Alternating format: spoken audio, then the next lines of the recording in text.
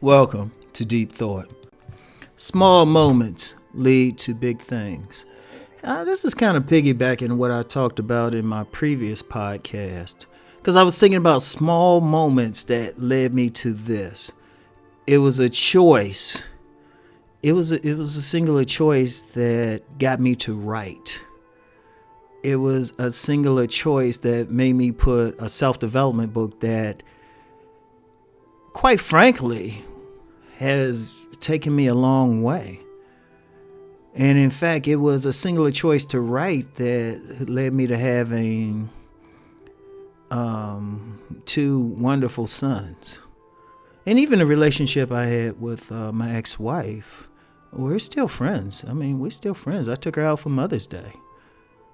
And it's the relationship has changed, but it's still a relationship. And she's the best mother to the children.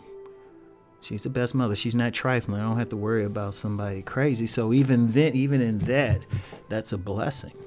And I thought about just little things lead you. It was a single comment on a Facebook post that led me to talking to you today. That's an interesting story. A single comment. And it was just a halfway throwaway. It's like, you know how you see something, you ain't think it's not too deep. You ain't thinking hard about it. You're just saying, hey, yeah, that's why I think about something. And it wasn't deep. A few couple sentences. It was like, yep, let it go.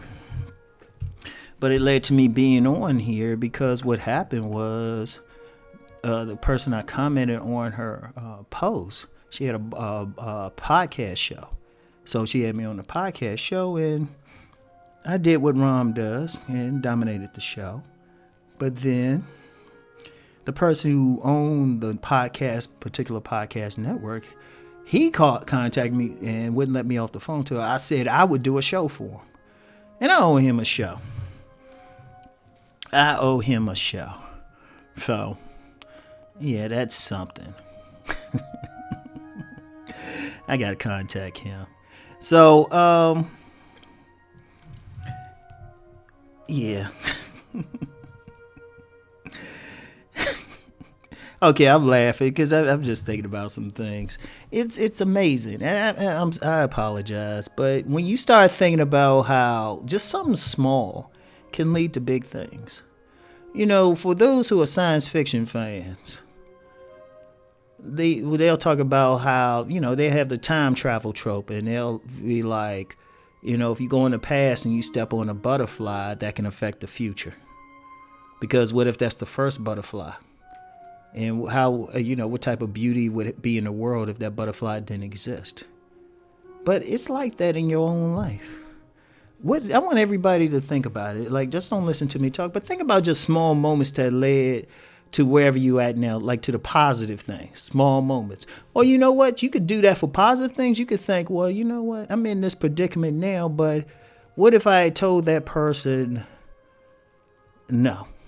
Or, you know what? I watched that TV show called The Orville. It's actually pretty good. It was supposed to be like a parody or a satire of Star Trek The Next Generation, but it's actually a very good show. It's actually deep. And there was an episode where two of the main characters, they had been married and got divorced, but still living together. But there was an episode where it's kind of a time travel thing, and the female character, now I can't even think of her name now. She was asked on a date by the main male character, Seth MacFarlane's character, Captain Mercer, and she told him no. And that was supposedly to spare him pain, but because of that, it created a parallel timeline. And you never know. You never know. If you look back at your life, you know, what if? What if? Like for the bad things, what if you made a different turn? But for the good things, you think about it. Every single good thing in your life, think about it. It could probably be traced to one decision. It wasn't something that you meditated over. It wasn't something that you talk with people about. In fact, it's very rarely like that thing that you talk with a bunch of people. You know what something I found in life? I know it sounds crazy. Some of the worst decisions are when you bring everybody else into it. it usually leads to bad outcomes. It really does. I don't know why that is.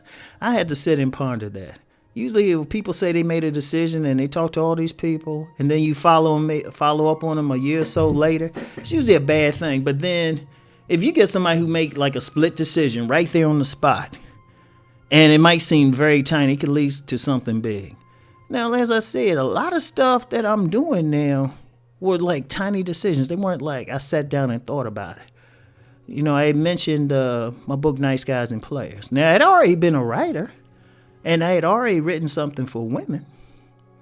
But I didn't think in terms, like I said, it was almost, people would start asking. Like the first time I thought about that book was when a man said, hey, we need some stuff for ourselves. And honestly, my reaction was, men don't need anything. All men are players. Because that's who I was hanging around. They know. I mean, I knew some guys who weren't. But to me, they were aberrations at the time. But then a couple other people started asking, so I started looking at it. I say, oh, wait a minute. I had to challenge a false belief, which is another thing I'll get to in a second. But in that belief, ultimately, I'm here. And as far as false beliefs, sometimes a singular choice can change something, change the whole direction. I can think of some times when I thought one way about a series of events, but then somebody would correct me. I had that happen recently. I mean, it changed. I noticed everything started changing in my life once I let go of one little small belief about an incident. Like it was just one little thing because I kept thinking it was one way, but I was informed it was something else. And it was just like, wow. I actually thought the person who enlightened me, I actually thanked them. I actually bought them something. I tipped them because I was like, wow. Because you go through life with false beliefs, false ideas. And sometimes just the moment when you're shown truth in that moment, it opens up so much. It creates a whole world. Now, on one of my previous videos, and I got so many where I get really deep, I talked about portals. A single choice can make a world of difference. I use a major choice, Hitler. Now, it is said, I don't know for sure, because we never know, it was said that Hitler was rejected by a Jewish girl. I don't know. That could be an apocryphal story. And apocryphal means, for those who don't know, it's like it was told and attributed to a person but didn't really happen. So it could be an apocryphal story, but what if it was? What if he had found true love with a Jewish woman? We might have had some other evil rise in the world, but maybe not that particular one.